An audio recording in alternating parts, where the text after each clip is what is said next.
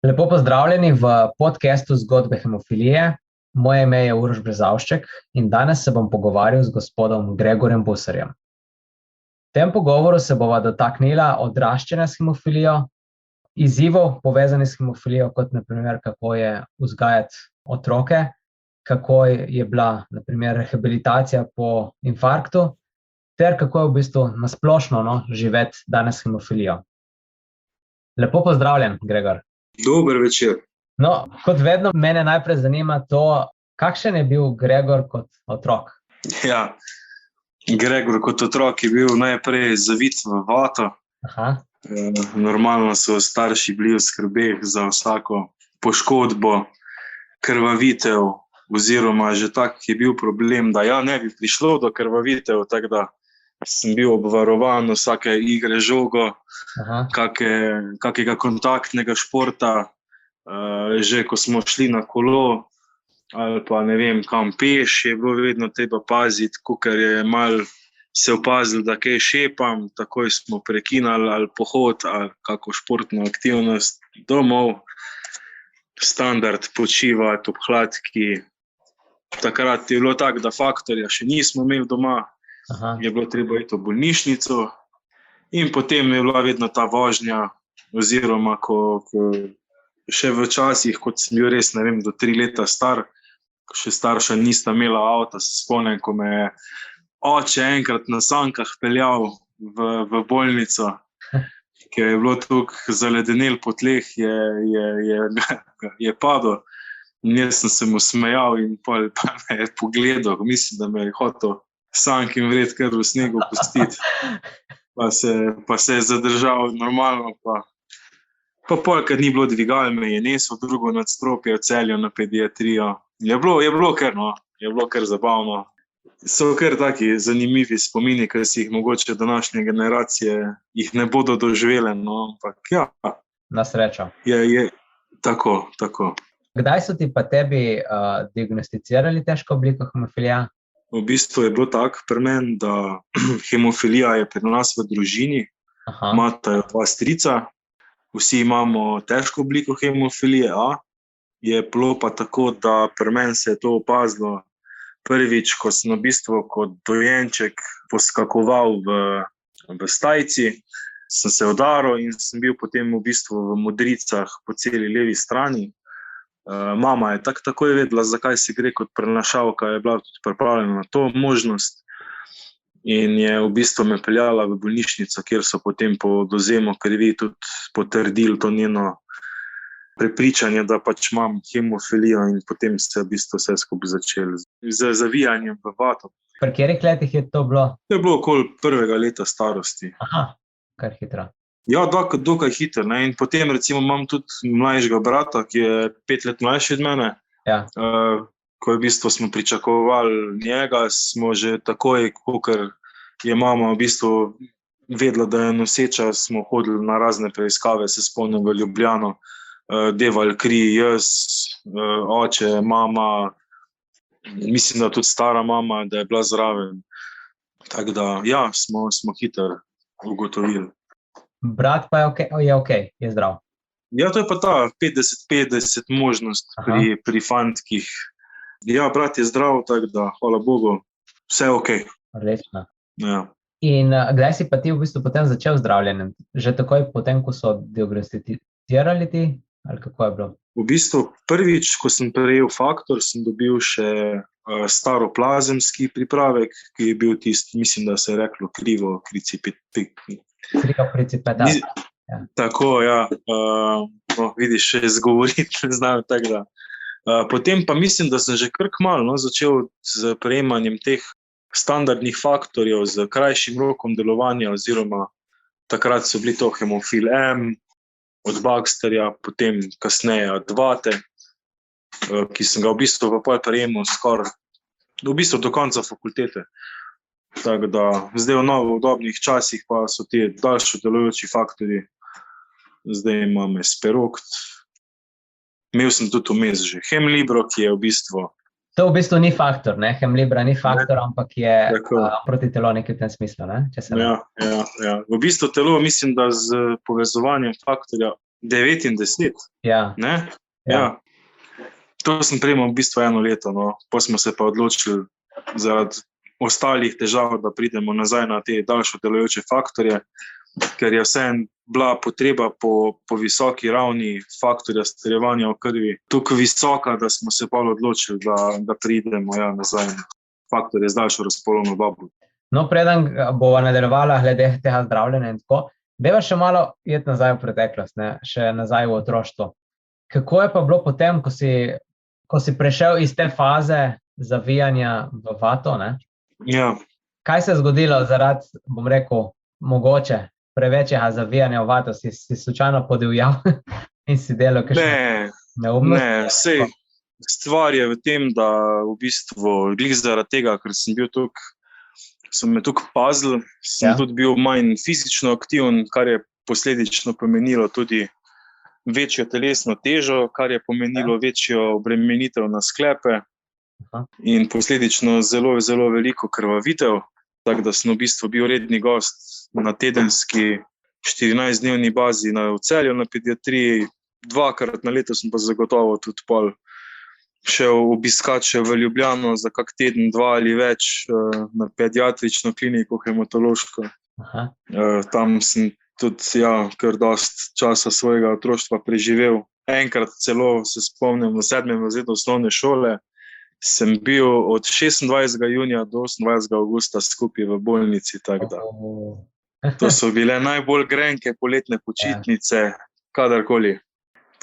Ma to si bil zaradi kakšne krvavitve ali si imel kakšne druge težave še povezane? Zanimivo je glih to, da sem imel v bistvu zanohtnico na palcu, na nogi in se je v bistvu vlekla zadeva zato tako dolg, ker je gospa, ki me je kirurško operirala, pustila en mali delček nohta, ker ni upala preveč zarezati glih zaradi hemofilije noter in se je v bistvu ves čas gnojil in krvavel, ne. In je v bistvu potem oče me domov vzel, ker imam pa 28. avgusta rojstni dan. Je rekel, da bi bilo fajn, da sem vsaj takrat malo doma, sem šel pa v Celje na pregled. Je pa en gospod kirurg, ki še danes operira, rekel, da to je pa vidi, da je še zagotovo neki noter ostali. Odšipno tisti delček in čez 3 dni sem bil v redu. Kar je pa največja ironija vsega skupaj, Zanimivo. Fajn darilo za rojstni dan pole. Ja, zelo, zelo. Kako je bilo pa s športom? Si se kaj ukvarjal s športom kot otrok? Ja, zdaj glih, se pravim, kot otrok sem največ kolesaril, kar še zdaj rad počnem. Imel sem skrito željo trenirati košarko, kar sem tudi v bistvu za eno krajše obdobje mi je uspelo, dokler seveda mama po enem tednu ni ugotovila, da pa le zamuja mi šole in je bilo potem vse narobe. Tako da v bistvu sem tudi, nisem imel nekega vesela do teh sedečih športov, treniral sem šah recimo pol leta, pol sem veselje v športu našel v športnem streljanju z zračnim orožjem, kasneje tudi z malokalibrskim orožjem. Tiste je bilo kar fajn, v bistvu sem si tam najdel tudi eno fajno družbo.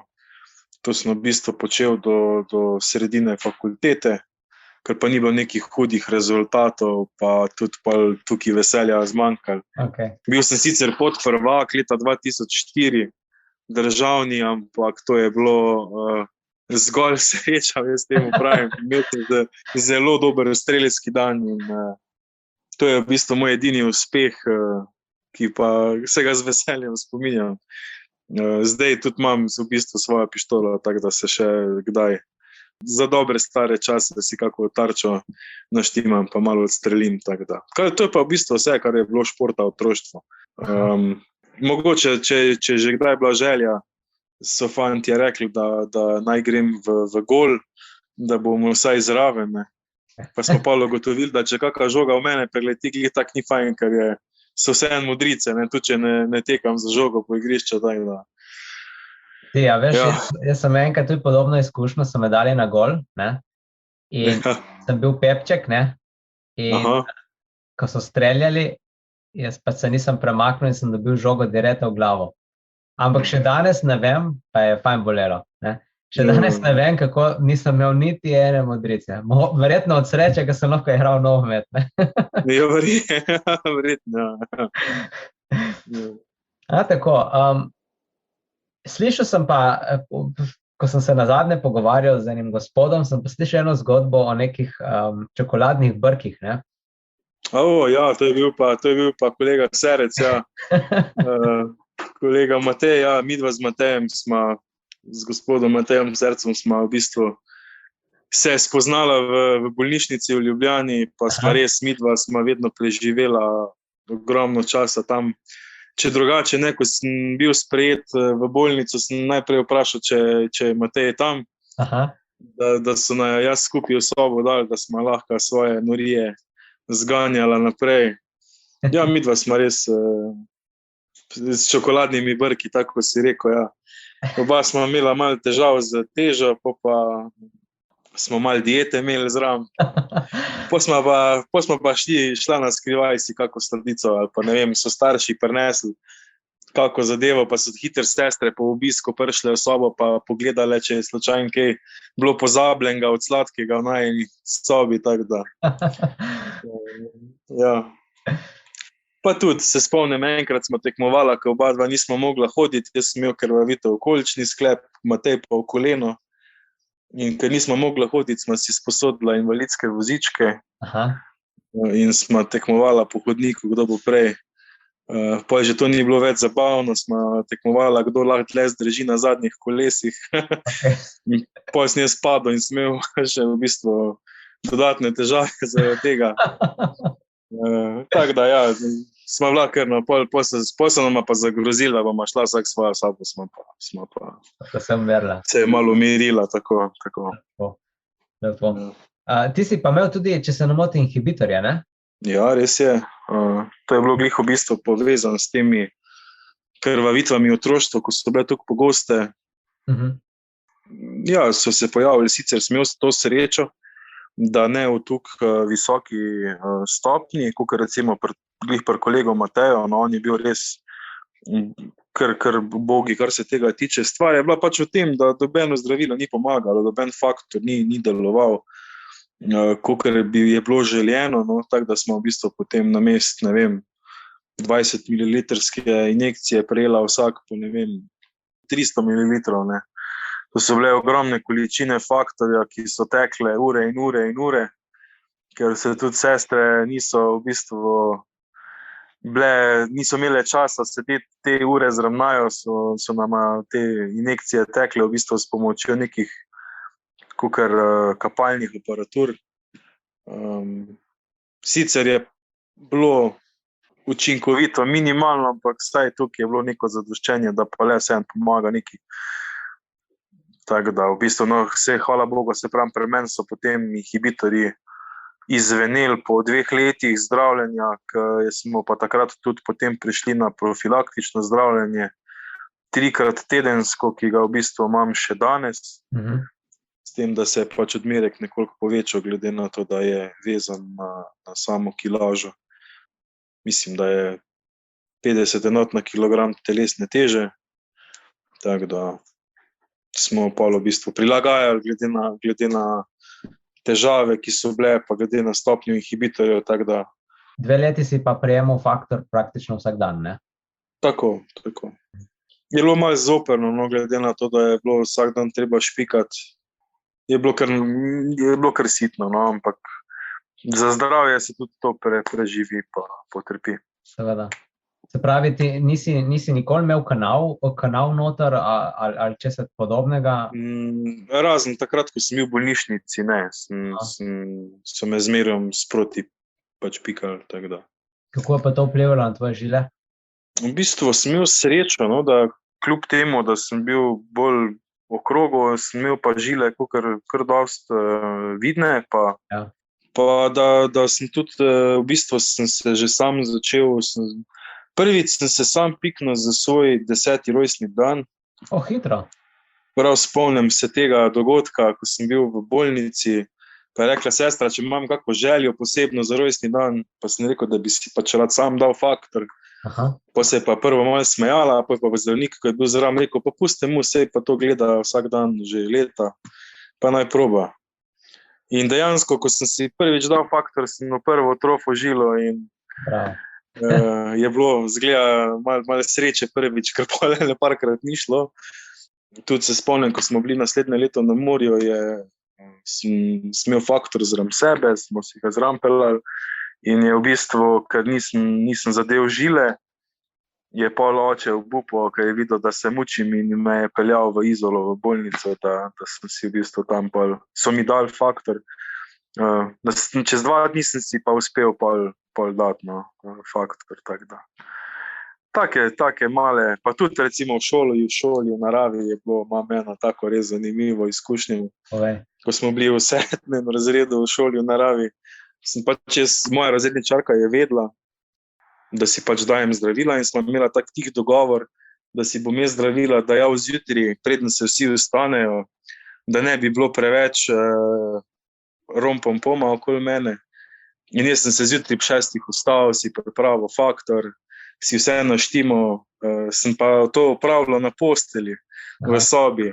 Kolega, ko je bil zraven mene v sobi, je tudi vedel, da za to, ampak je spal. Na kar pride učiteljica, ki je dežurala zjutraj v sobo, pač ki je videla, da je luč prižgana, in jaz sem na pol spečem stanju si počas faktor dajal, in ona je začela vpiti, Grega se drogira, in začela proti meni, da mi bo spula ven. Se je ta kolega zraven mene zbudil, pa je rekel, zdravila se daje, pusti ga. Tako da je bila pol, se mi je 2 dni upravičevala, pa mi devala čokoladice. Tudi to, tudi take stvari so se dogajale. Tako. Zanimivo. No, sej, jaz mislim, da vsi hemofiliki smo polni raznih teh zgodb, ne, ki jih drugače ne bi doživeli, ne? Ja, res je. Ok, dobro, to je bil zdaj prvi del najnega pogovora z Gregorjem. V drugem delu si bova malo kaj več povedala o tem, kako je pa biti oče s hemofilijo in tudi kakšna je bila njegova izkušnja z infarktom. Tako da, če vas zanima ta del pogovora, ki bo zagotovo zelo zanimiv, se nama pridružite še v naslednjem delu. Se slišimo.